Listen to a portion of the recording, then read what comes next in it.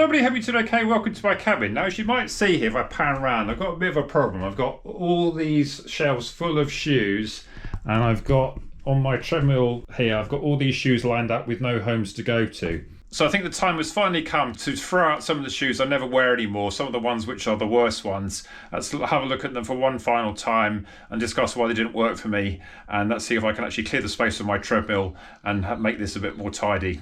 So let's see what's behind Daisy's chair here, see if we can extract a few that I just don't use anymore.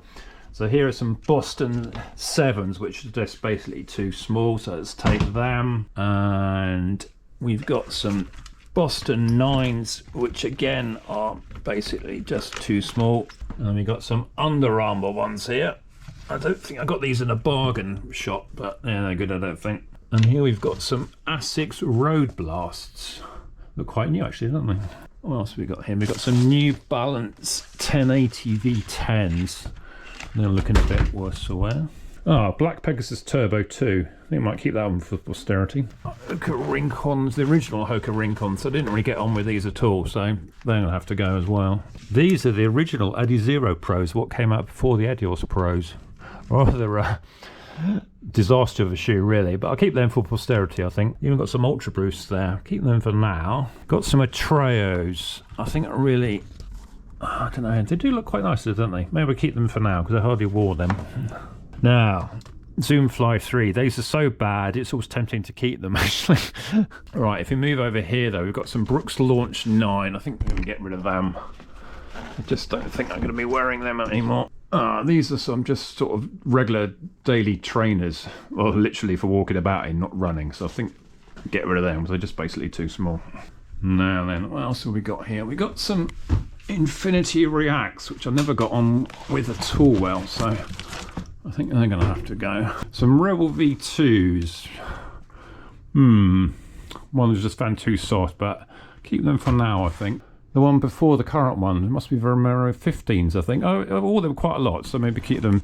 Nova Blast, I might tempted to chuck them out, but we'll keep them for now because useful maybe for some videos.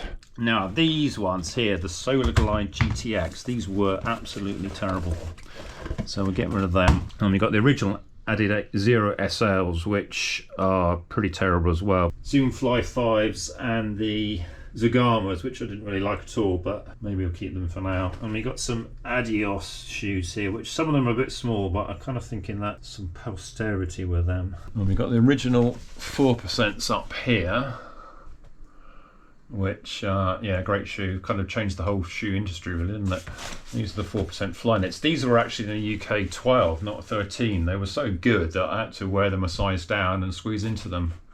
I haven't worn them for a while, but yeah, I just feel like picking them up. But yeah, I suppose they are a size down from what I should do.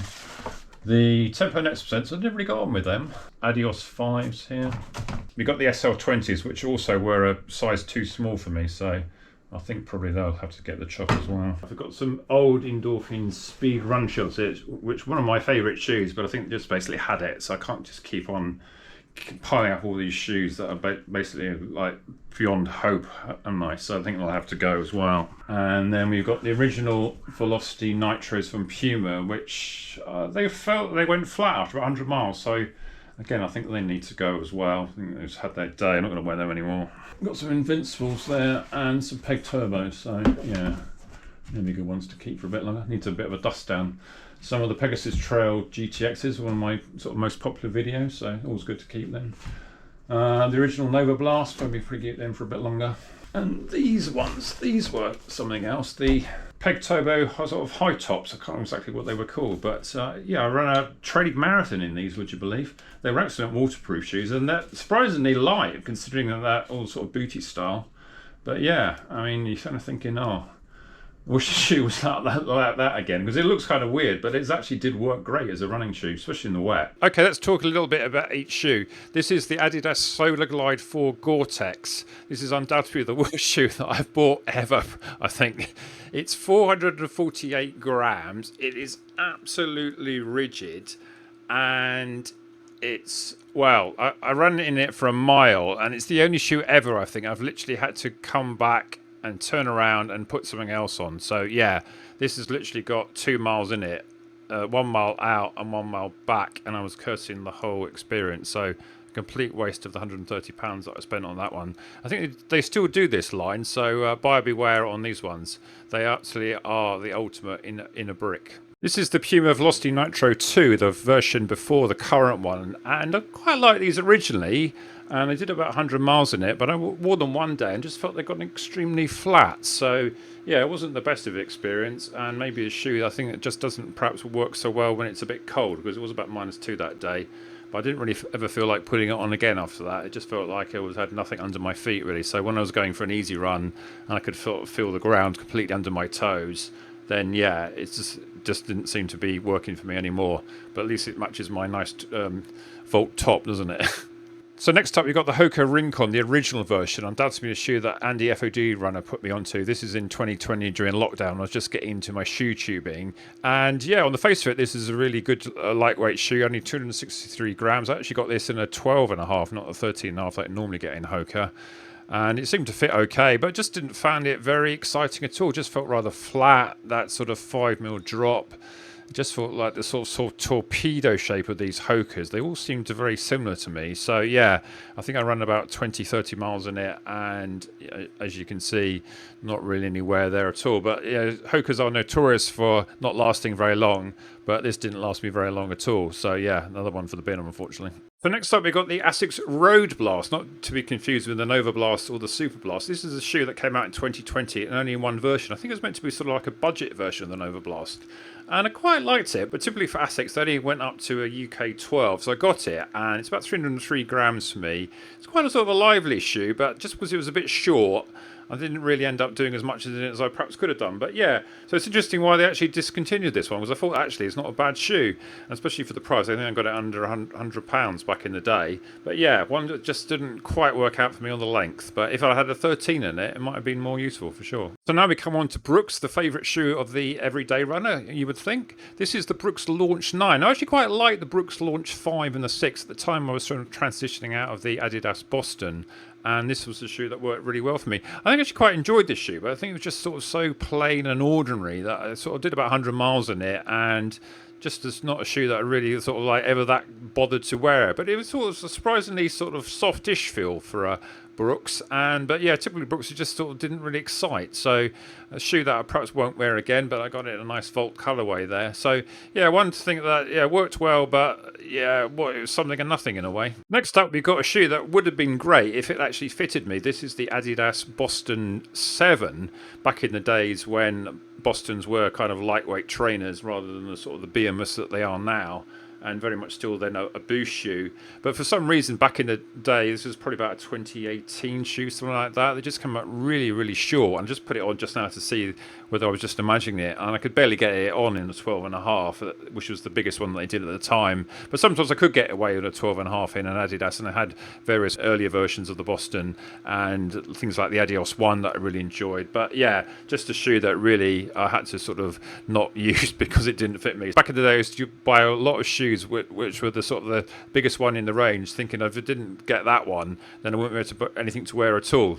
A bit like Cinderella going to the ball type scenario. But yeah, nowadays when at least shoe companies do generally, apart from ASICS that said, do their shoes in my size, but this one just unfortunately didn't work out. But yeah, if you want a shoe that is, you know, a bit of a throwback to the old days, but a nice white classic Boston that's hardly done any miles, then I'm sure this would have a good home. Now, I seem to be having quite a lot of shoes which are basically all black, don't I? This is the Adidas SL20 back in 2020. And again, another shoe that only went to a 12.5. I actually got reasonable use out of this one. It's very similar to a Boston, I thought. And I think in some ways a lot better than the SL original one and even the SL2. I think this is a bit more of a structured shoe, a bit more of a shoe that sort of met my eye, as it were. But perhaps these days would feel a bit overly firm with the sort of light strike here in this one. This was kind of like the light strike version of the shoe I just showed you, the Boston 7, and I've also got the Boston 9 to come as well. So I actually did a fair amount of miles in this one, but in hindsight, another shoe that I was really struggling to get into. So I think one that just, yeah, back in the 2020 when you were sort of desperate to try anything and you were actually locked down all the time, this was a good one to have. Continental outsole rubber as well, which is always good. And yeah, a nice shoe, but again, wish it just had been a size bigger, then it would have been ideal, I think. So next up, we got a rather luminous Adidas Boston 9. Now, another shoe that unfortunately went to a 12.5, and I think back in 2020 I was sat at home during lockdown, sort of like buying stuff when it gone out of fashion just for the sake of it. But I did actually do a reasonable amount of miles in this one, about 100 miles, but it was really just a bit too small for me. So it does look rather sort of like unused, doesn't it? Nice continental rubber outsole. In this one, we've got a bit mixture of boost and a light strike layer at the top, the original light strike. Back in the days when Adidas were really trying to work out what is their best combinations of foam before they finally brought out the Light Strike Pro and the Adios Pro. So yeah, another good shoe, but another one that didn't quite really fit me. So I think back in 2020 I was spending an awful lot of money on shoes that didn't really fit, didn't I? But yeah, there was funny times for sure. Now, the original SL, well, sort of the recent incarnation of it, the one before the much heralded SL2, this was absolutely terrible, a real brick, and although it was quite cheap, to be fair, I think there were some people that actually quite liked it, and then you get a few comments in videos saying, what are you talking about, this is the best shoe ever, but for me, I think this was absolutely awful. I think Ed Budd would agree. I think it's one of the worst shoes for him that he reviewed. I mean, there's nothing wrong with it, I suppose, in a sense, because it's a budget shoe, but I think the problem is that pays your money and takes your choice, I think, is the saying, isn't it? So this one just felt like it was a bit something, nothing. It was the original light strike again, and it was like all of it, and it was quite a high stack of it. So even now, just feeling that, it just feels absolutely rigid. It did have this sort of puck of Light Strike Pro here, but I think that was more of a gimmick because I didn't really feel that at all. And it was pretty much rigid. I mean, some people did say that it did loosen out a bit, but you know, if you need to take a shoe to 100 miles before it loosens out in this day and age, you think, well, I can't be bothered, I'll just move on to the next shoe that's a bit better. So yeah, useful to have a try of it, but a bit of a disaster, this one. I think not quite as bad as that Solar Glide that I showed earlier, but yeah, pretty bad, I have to say. So next up, maybe a prize for guessing what shoe this is. This is the Under Armour, I need to even look at this on my sheet here, the Micro G Speed Swift. Now, this is possibly the last shoe I actually bought in a running shop. I think I got it from Up and Running in Surbiton in their sort of bargain bucket for about 30 quid. I think it appealed to me because it actually fitted. It was UK 13. And it's an epitome of sort of like a budget shoe back in the sort of the days when the high stack soft foams came in. So it wasn't actually too bad for 30 quid. I did a few runs in it, but you're kind of thinking it's a bit like going running in my Nike Wear It All Day sort of trainers, which are inverted commas, which aren't really running shoes at all. It's sort of quite firm, and yeah, not particularly the best of looks, is it, in this bright blue? If you're looking for a bright blue shoe, I suppose. A bit of meaty outsole. I mean, it did a trick. It's pretty firm, as I recall.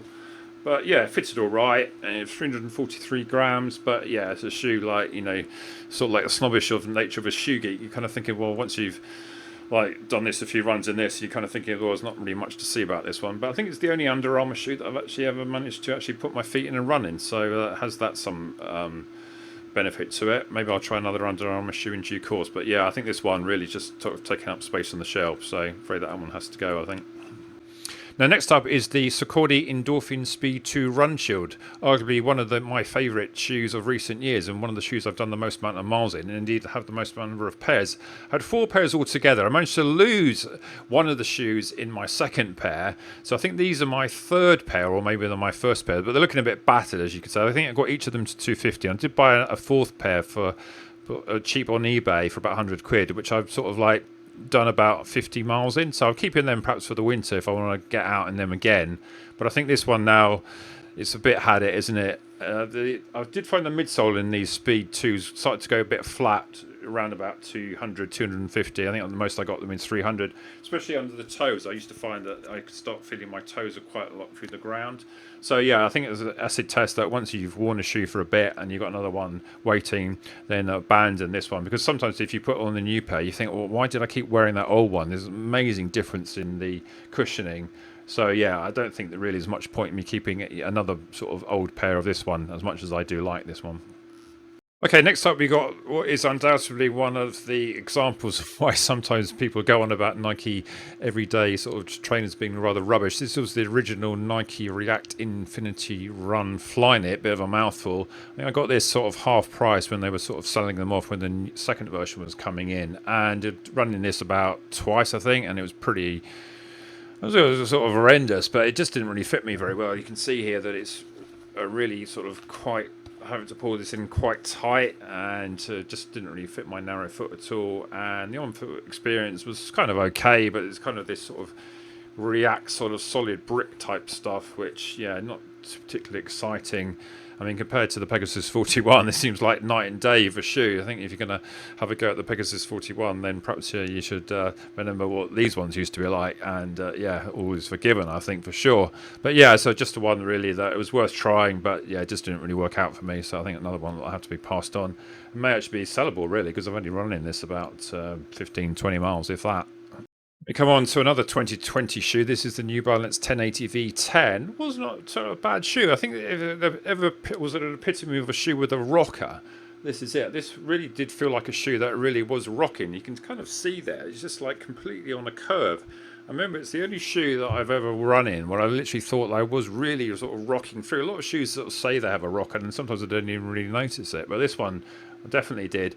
I kind of got all right with this, and it was kind of it was a bit of an oddity. I could get this in a narrow version. So back in the days when New Balance really did used to make 4 widths of shoes, and nowadays they just seem to make like wide shoes, like the Rebel V4, the widest shoe ever, and there's even a wide version. So yeah, this sort of fitted me quite well. But one day I remember after about 100 miles, I went out for running and it got a terrible blister. It could have been my socks, but I don't think I ever then decided to put them on again. So a shoe that, yeah, just sort of like sitting on the shelf really. I never actually then tried any of the later versions of the 1080s either. So I think the latest V13 is meant to be really, really soft, isn't it? And I kind of went off New Balance in that respect because they did seem to make extremely soft shoes. That Rebel V2 was ridiculously soft. At least the Rebel V4 wasn't quite as soft, to be fair. But yeah, this one, yeah, I think it's had its day. Has to go really. Although it's quite a nice looking shoe, to be fair, isn't it? It wasn't as fast though as the sort of the rockered would suggest. It definitely was a bit of a daily plodder. Couldn't really get up to speed in it. It always felt like it was almost working against you with that rocker. And one last one. This is the Adidas Cloudfoam Lite Racer. Although it's not a racing shoe at all, it's really just a sort of a general knockabout trainer, inverted commas. I actually quite like this one. It's just a bit small though. It's a 12.5, and you can see that I've taken the insole out and put it. Used to use it with one of my arch support insoles, but yeah, when I tried this one on again the other day, I realised it's just too small, and I think it's had its day. But yeah, an excellent shoe, I think, for just walking about, driving, that sort of thing. Quite a nice sort of firm but not too firm shoe. And yeah, I've got the Nike Wear All Day now ones that I use, so I've actually got them in the right sort of proper size. So this one has been relegated really on the fact that it doesn't really fit. Not sure whether the foam ever made it into a running shoe, but it sort of sounded quite nice. The insole, I think, was remembered to have been quite soft, but yeah, but as I say, more of a sort of a general trainer rather than an actual one for running in. I don't think really anyone would really want this one, but you never know.